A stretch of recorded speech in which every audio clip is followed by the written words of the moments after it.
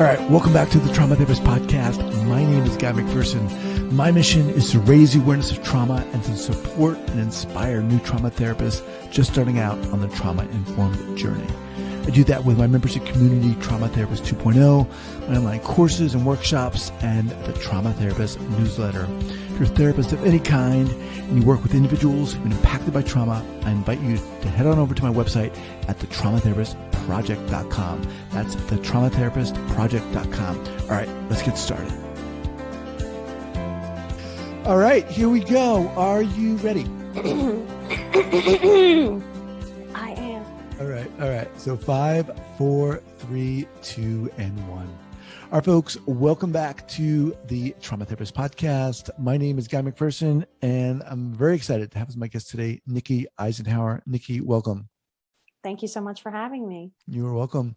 So Nikki is a professional psychotherapist, an international life coach, yoga teacher, and host of the podcast Emotional Badass, where Moxie Meets Mindful.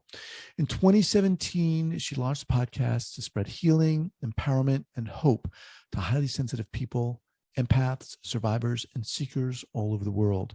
Drawing from her personal experiences as a survivor of childhood abuse and the years she spent as a psychotherapist and life coach, she mindfully designed the show to be the emotional education so many of us crave.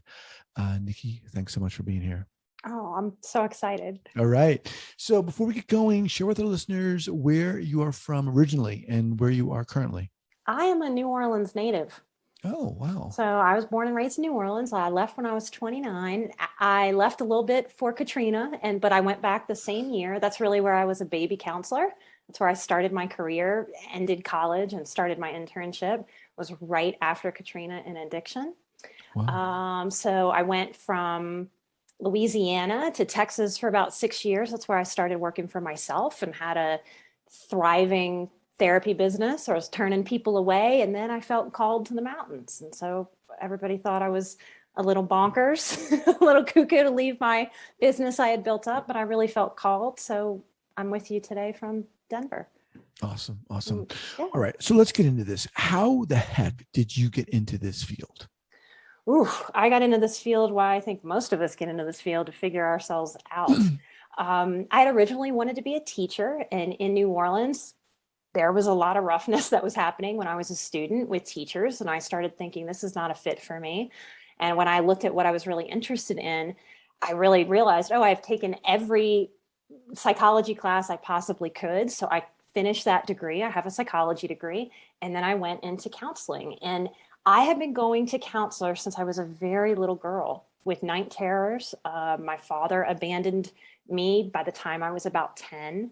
That gave me a whole lot of attachment trauma, and I just felt like a raw nerve. And so going through school, I had a nervous breakdown. That's what we call it in the general population, when I tried to put my dad into prison for molesting me and my siblings and a childhood friend. And that TV news stations came out. I was at the police station for 12 hours. It was during my graduate program in counseling. And I remember sending a message to my professor saying, I'm checking myself into a psych unit. This is what's going on with me. I explained, I obviously cannot be a counselor because I'm crazy. And I guess I have to drop out of the program and I won't be in class tonight. And she emailed me back. It'll still choke me up a little bit. And that's part of my thing, that we can have emotions and we can still be strong. I think we need to show that to more people. But she messaged me back immediately and said, good for you. More people should take a mental health vacation. Come back to school whenever you come out. And I came out and I shared very authentically, this is what's happening. This is where I went. I spent 11 days and it absolutely held me and carried me through. And I think from that moment forward, I have learned how to be more of an authentic person, how to not hide from who I am. Very much born a true speaker. And that's what got me into this field. Because of Hurricane Katrina, I couldn't choose the internship I wanted. I fell into addiction because that was what was available. And I started realizing how trauma related to addiction. I'm from New Orleans. It's the land of vices. We encourage everyone to have every vice as much as possible. So coming from that culture too, I just was steeped in how we avoid feelings, and how healing is really about clearing out all those distractions and being able to feel and move through. So as I saw other people healing, I was doing my own healing, certainly hypervigilant about not wanting my story and my trauma history to affect my clients. So I think in a weird way that hypervigilance helped me in that regard, guard my story from my clients. I've been doing this since 2006. As I continued to develop, I started realizing I think we need more sharing, and started sharing more in appropriate ways with my clients. Let me just interrupt 1 second, if I may. You said when you were in graduate school, I had a started complete talking nervous about this. breakdown. When did the abuse occur? My mom married someone who had already been accused of molesting his children. So she very much knew. My mother is a sociopath. Of course, I didn't know that growing up. As she partnered with him, I began getting abused at about 12 or 13, but I didn't know. My memories were truly repressed.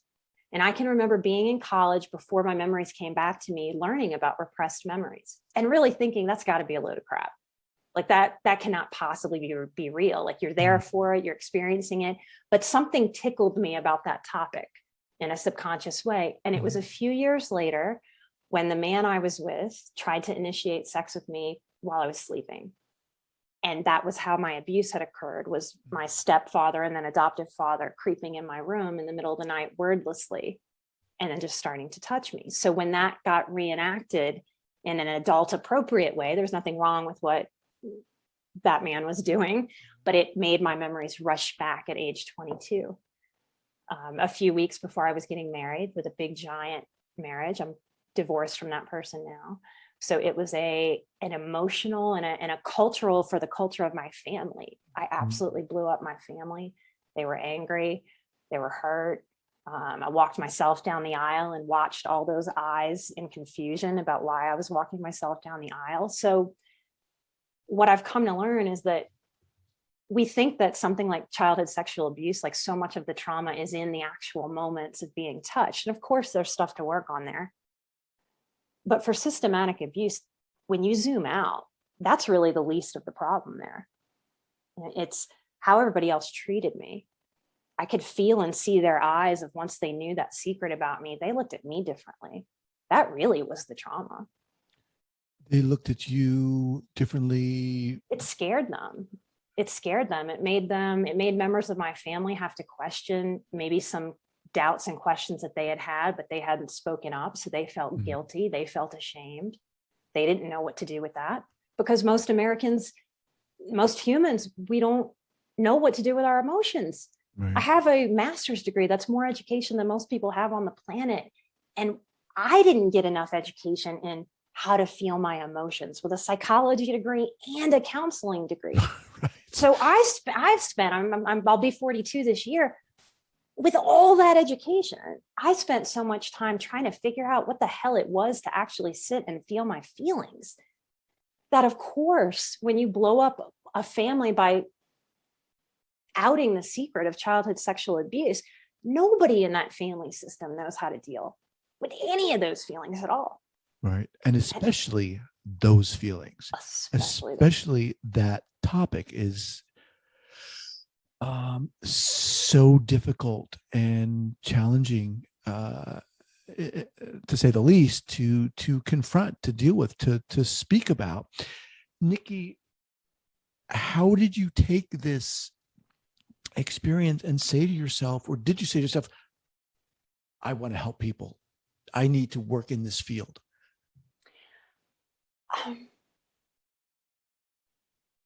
I think I felt drawn to counseling. I had originally been drawn to teaching, and I think counseling very much is a teaching profession. I was drawn to it because I had had good counselors over the years. I really, really had. I had had terrible ones too, absolute terrible ones. I had ones that I didn't think were really smart enough, frankly, to professionally hold space for people in that way. And I wanted to be a good one. I really wanted to grow up and be someone that genuinely helped people, didn't just say, yeah. Tell me more about that. And then send people from my office. I wanted to really affect them, because such simple things in my life had become so dangerous for my adolescent years and my 20s. Like people saying things very innocently, like, oh, your 20s are your best time of your life. No, it's not. No, it's not. Not for anybody. Not just me, who had crazy family dynamics to sort through, PTSD to sort through. That is a hard, confusing time. It's hard to make money for ourselves. It's hard to figure out who we are, what we want, all the influences on us, all our passion, all our ideals at that age that we're having to learn because they're shoved in our face, that things don't happen in the ideal way that we want in our adolescence and our 20s. So there's a lot of grief, a lot of pain.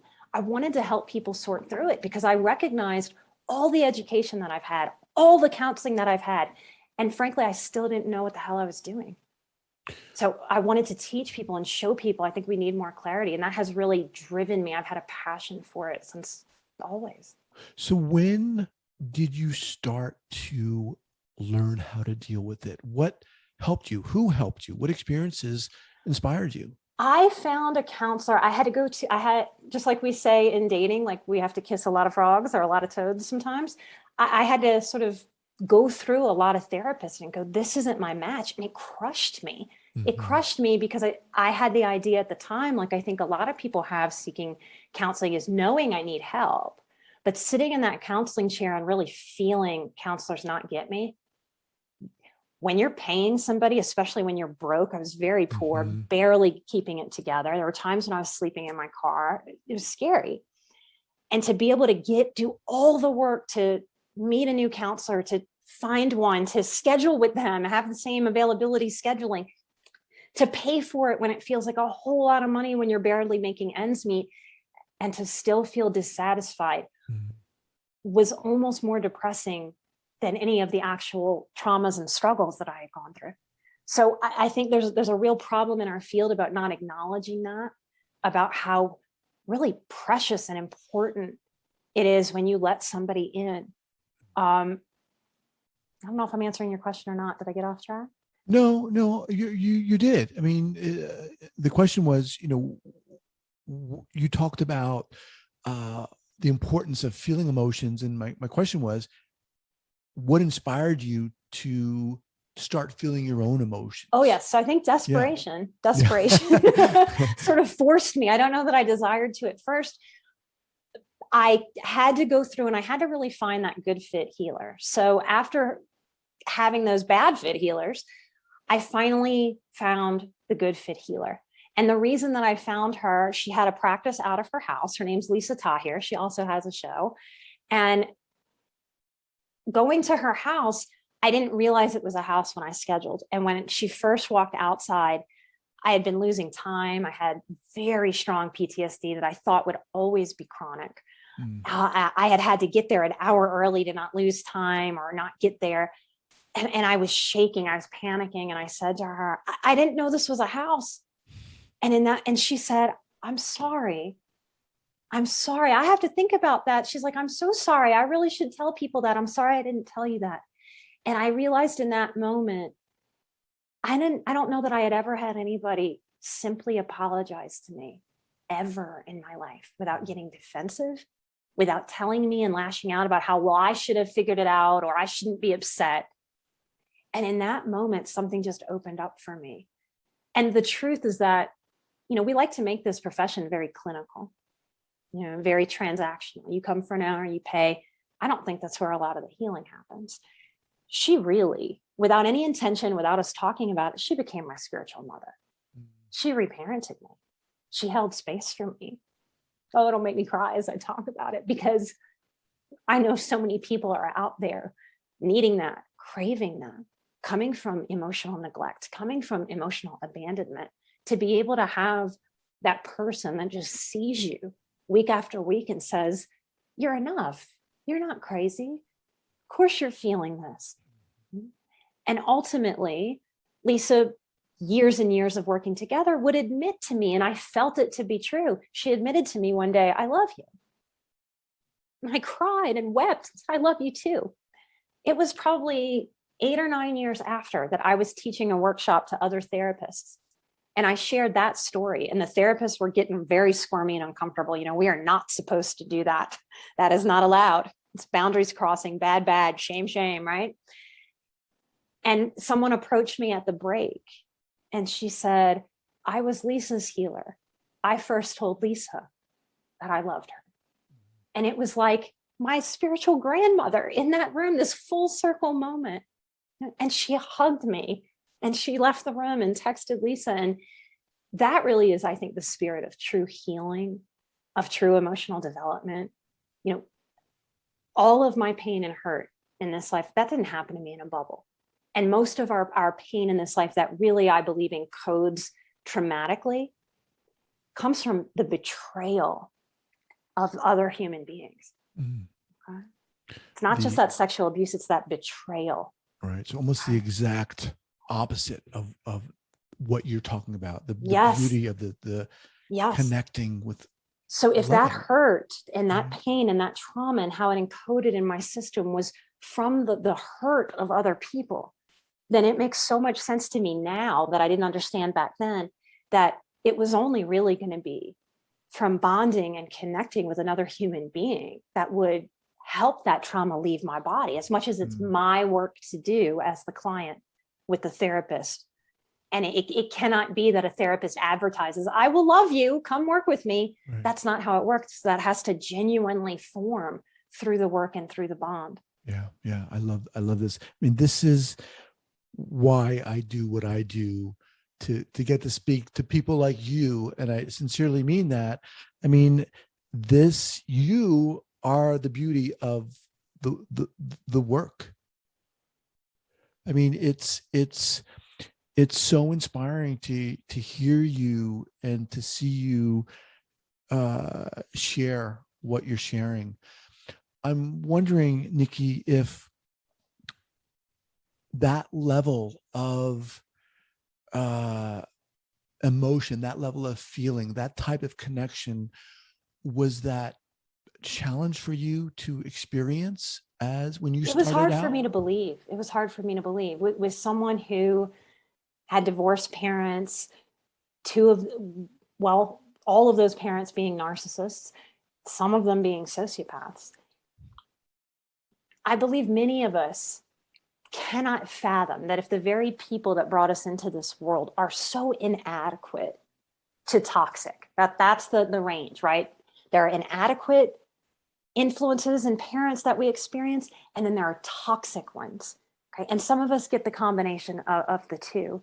From that inadequacy, from that toxicity, it was so hard for me to believe that this random person in the world that I pay could genuinely love me. Isn't that supposed to be wrong? So it took time for those societal teachings, even going through counseling school as a counselor. I was a counselor by the time I was working with her, being taught that, wait a minute, that's not right. That's not okay. You're not supposed to get that in this environment.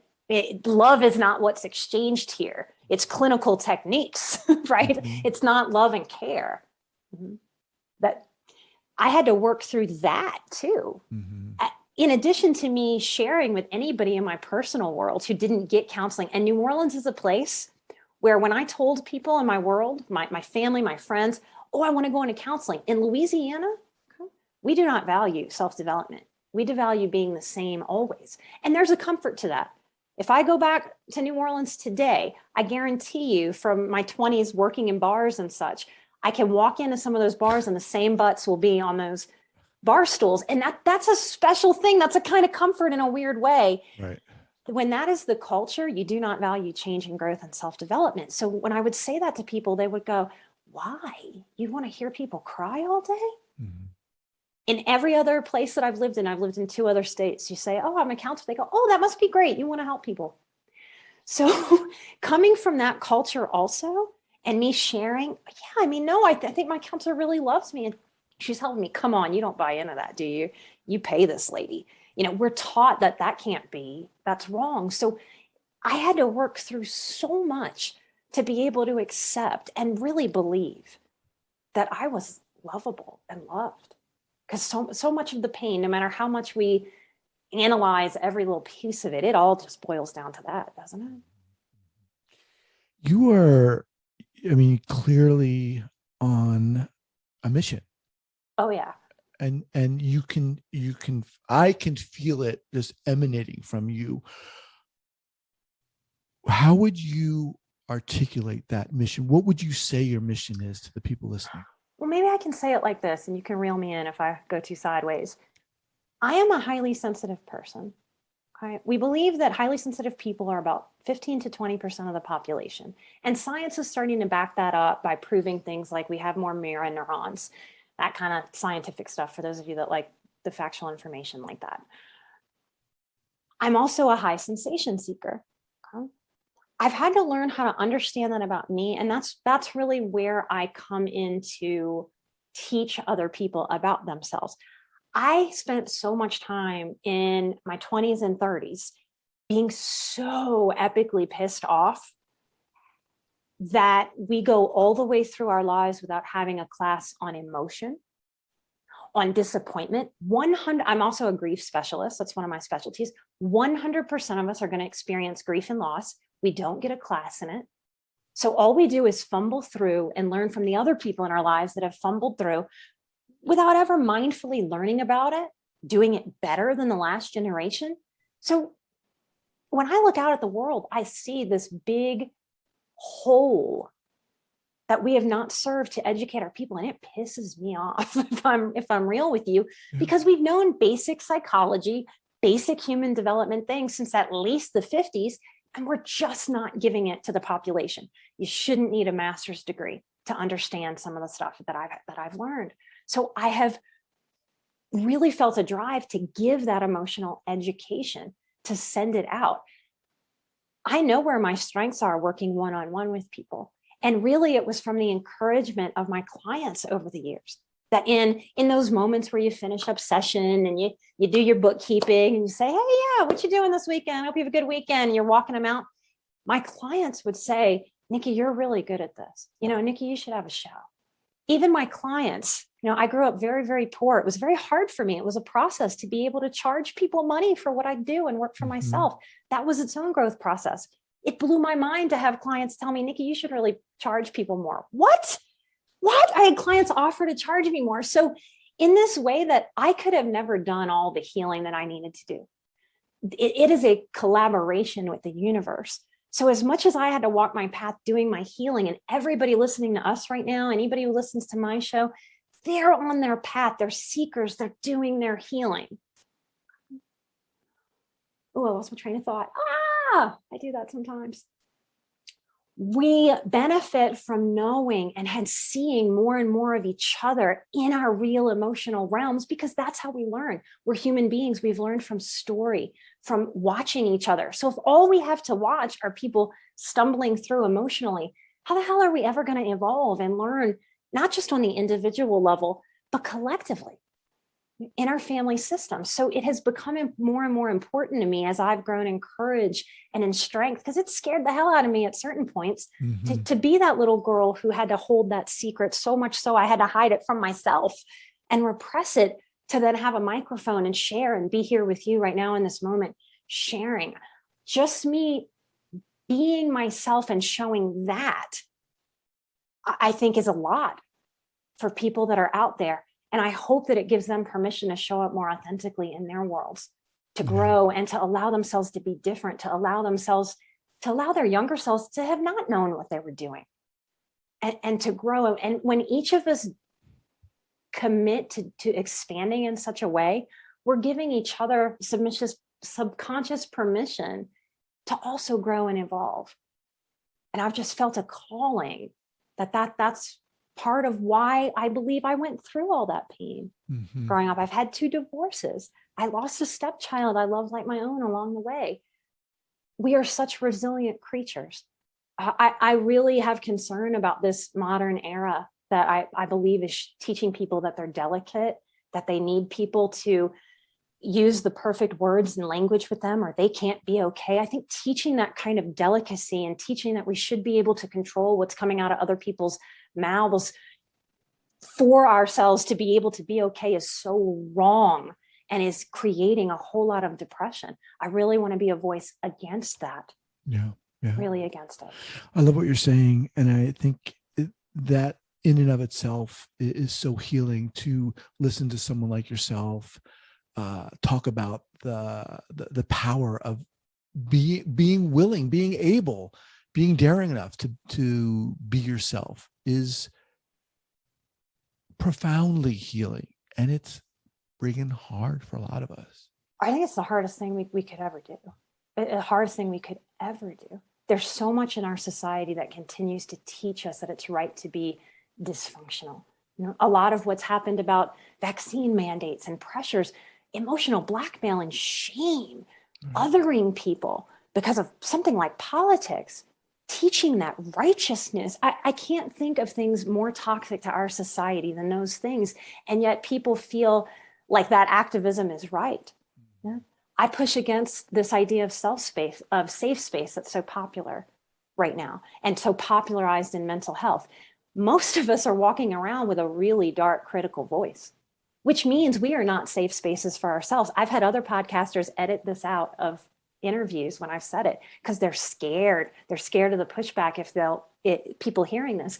So I had to admit to myself in my own work, I'm not a safe space for myself some of the time. That is a daily task to manage that inner critic, but we're going to get 50 people together and call it a safe space with policing language. That's insanity. And our profession is touting it and telling people it's right. So we are doing some things in mental health that are absolutely wrong. If we were doing it right, our youth wouldn't be depressed. And the suicide rate in our country is skyrocketing. I was just looking at statistics recently. In every other country in the world, suicide rates are going down. Ours are skyrocketing. We're doing a lot wrong. We are doing a lot wrong. So I'm trying to be a real grounded realist for people to start realizing, ooh, these things that sound good, that our egos really like to jump onto, like the shaming kind of activism, they're going to bite us in the ass. We have got to get clear about what is healthy and what is not. We have to let go of this idealism. We've got to get real as counselors, as therapists, as coaches with people about what will really bring them to freedom, to peace, what it is to love and allow other people in this world to be themselves, to have some compassion that we're all working through. Right. Craziness. We all are. Nikki, what's the best way for people to get in contact with you? It's to follow the show. It's really to follow Emotional Badass. I don't have anything that I'm selling this moment or promoting. I mean, you can always go buy a sweatshirt that says Emotional Badass to support my show. We have the Patreon for people that are really into my work. I do a monthly live stream Q&A. The last one was on drugs and alcohol. I'm a former French Quarter bartender on top of being an addiction specialist. So I'm a good person to ask all the questions about drugs and alcohol. People in my Patreon are courageous about the questions that they submit. That's where you can find me and you can follow me. You can look at all the other shows I've been on. I think when it comes to healing the messaging of our childhoods, the reality is that it takes listening. That's part of why I wanted to do a show, because I knew that, okay, if something means something to somebody and it's an important piece that they want to hear, they can listen to it over and over again in a way that they can't in a therapy session. Right. So I think understanding that we are reprogramming and we are detoxing from our childhoods, and we're detoxing from what's toxic in this world, in this modern culture. And we're learning how to really stand in the truth of, we are strong. We are not delicate. We are not. And if you're a survivor out there that's listening, please do not buy into those narratives that say you're so delicate and you need people to treat you delicately. It won't help you. It will not help you feel stronger. It won't help you feel more stable. So following my work is really, it's following those messages to help you learn how to let go of what no longer serves you. The podcast is Emotional Badass, and I'm sure it's everywhere. Apple, Spotify. Absolutely everywhere. Yep. Nikki Eisenhauer, you are a fresh, daring, and inspiring voice. And I'm so freaking glad I got you on this podcast. You came on this podcast. Thank you guys so much for having me. I hope I wasn't too all over the place. No, what I said, I mean, I love what you said, and people need to hear it. And you are so inspiring. I'd love to have you back. Oh, I would love to come back. Let's do it. Come back. Thank you so much. Awesome. Thank you for joining me today. Oh, thank you for having me. So much light and love. All right. Thank you so much for listening and supporting this podcast.